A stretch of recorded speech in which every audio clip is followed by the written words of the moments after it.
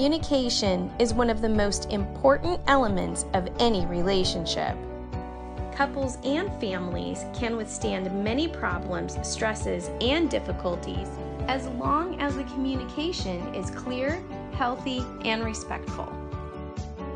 For example, there may be differences of opinion on how to handle finances or how to discipline children.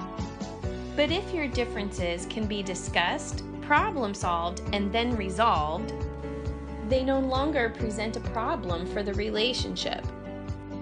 Many times, when a couple's relationship or a family is struggling, the root of problems can be traced to their unhealthy communication. When two people disagree, each person tends to want to talk more than the other about their own perspective, to talk louder, to convince, and to defend their cause. When both people are trying to do this, the conversation can quickly escalate into an argument. When there is a lot of arguing in the relationship, families can get used to this unhealthy way of communicating. And in this unhealthy way of communicating, problems do not become resolved.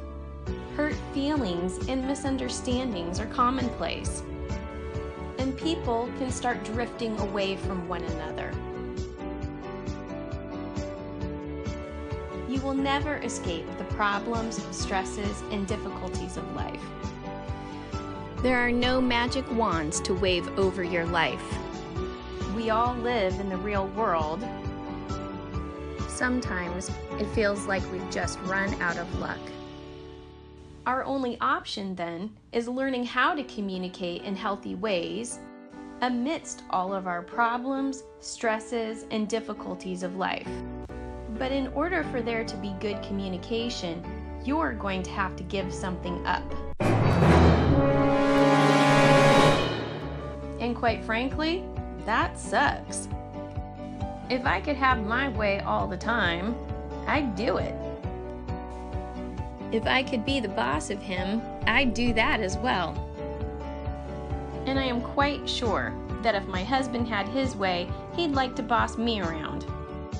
The problem is, having two bosses in a family creates difficulties. Healthy communication is about learning how to compromise. And learning how to compromise means you have to give something up. Years ago, my husband and I were outside our home on our back porch. We were talking and laughing about things and just having a good time. He began to tease me and say, "You know, the reason why our relationship works is because I always give in to you. Everything you want to do is what we do." I told him, "I don't think so. I think we always do it your way." He, of course, disagreed with that statement. I then asked him, "Name one time in which we have disagreed on something and I had gotten my way." He thought for a moment. He then replied, "When we named our children."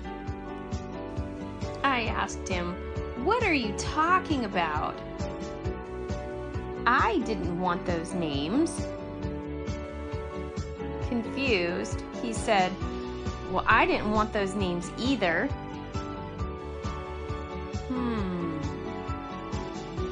We decided to go through our conversation when we picked the names for our children.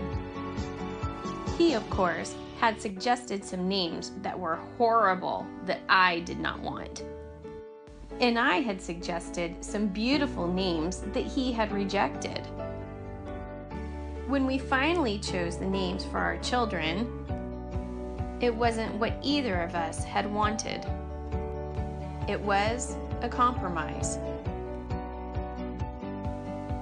And that is exactly what compromise feels like. Not getting your way. It was a true statement that he was giving in to me to make this relationship work. But I was also giving in to make the relationship work. Neither one of us felt like we were ever getting our way. And yes, that sucks. If you want to do things your way all the time, stay single, and certainly don't have children.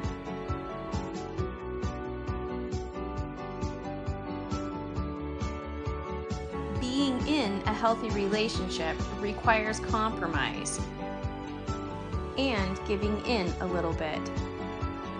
Healthy communication is about learning how to communicate your needs, wants, and desires, and also listening for the other person's needs, wants, and desires. Solutions to problems are found through compromise. Most people, when they come to my office, want to be taught how to convince their partner of their perspective. They want better tools to be more persuasive. Healthy communication is figuring out how to compromise by doing two basic things. One person talks, and the other person listens. You will need to be good in both of these areas to have healthy communication. So our next video will start with teaching you how to be a good listener.